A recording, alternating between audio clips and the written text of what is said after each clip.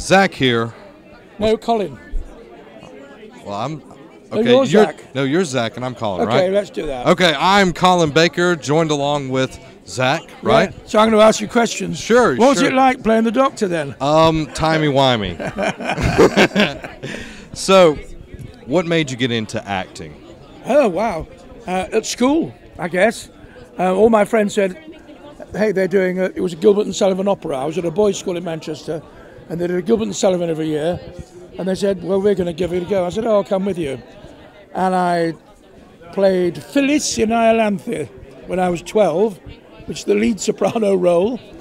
And I got a review in my school magazine that said, Colin Baker threw himself with great verve into the part of Phyllis and rarely strayed more than half an octave from the note. I thought that was a good review. It wasn't, of course. There was an implied criticism there, but I enjoyed it. For the first time, I was saying somebody else's lines, and I wasn't nervous about speaking. I was a shy lad. I talked to a lot of actors. They'll say they were shy when they were young. I could never believe that you're shy. Smooth talking boy. And suddenly I could be somebody else, and I had a talent for it. So every year I did something at school. And when I left school, I joined the local amateur group. My father insisted I became a lawyer, so I did as I was told and went and worked in a lawyer's office and served my 5 years articles and became a solicitor. But all the time I was doing amateur drama. And then I thought, I got to go for it.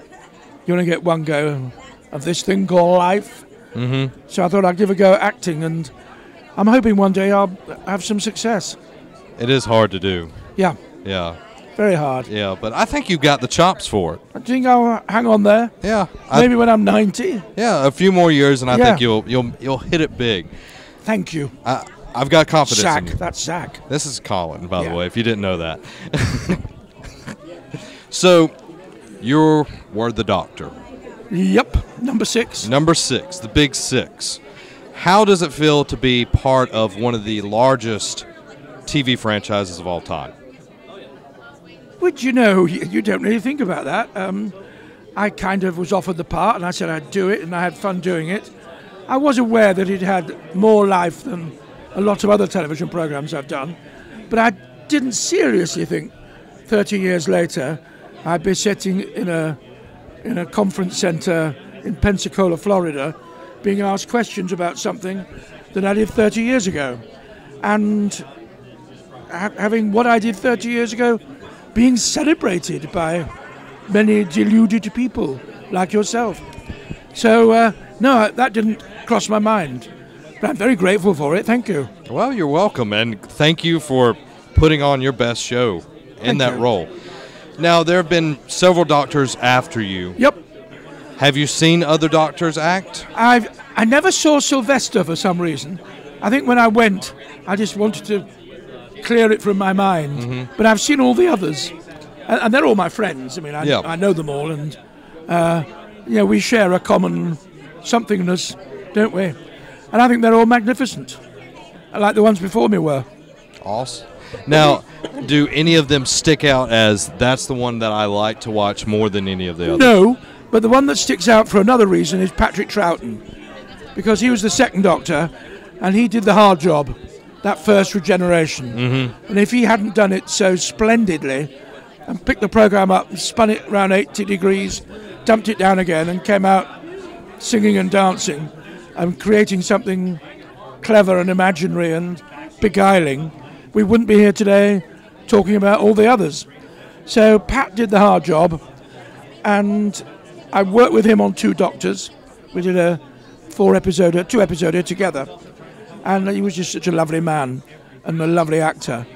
But I could tell you stories about all of them, saying the same kind of thing. And I'm loving Peter Capaldi now. That was my next question. Every 6 Doctors, they get it right. I think they got it right before that, too. No, number 6 was grumpy, arrogant, wasn't easy to love initially. And number 12 seems to be heading down the same old track. I like that. But number 6, I'm learning that you slowly warm up to number 6. He's a little harsh, but he does it in a loving manner. I always give the example of that well-known book, Pride and Prejudice, where for the whole book you think that Darcy is evil incarnate, arrogant and unpleasant man, but he's the only decent guy in the whole book, really. Mm-hmm. And it's the same with Harry Potter. Yeah. Think of Harry Potter, who's at the end. Snape. Snape's your man at the end of it. So I like the idea of offering a lead character who's kind of hard to get a handle on and maybe hard to like, but deep down is a good guy. Yeah, I think you've captured that this weekend. Well, thank you. You were my Snape for the weekend. I gave you hell, didn't I? Yeah, you did. Yeah. With the phone. Yeah. You know, but I enjoyed it greatly. And is there any upcoming projects that you're working on? Any acting? Any? Well, I've just done Star Trek. What's it called? Revisited? No, Star Trek Returned. Is that what it's called? Oh, it'll kill me. Vic Mignogna will kill me. It's on the internet. Okay.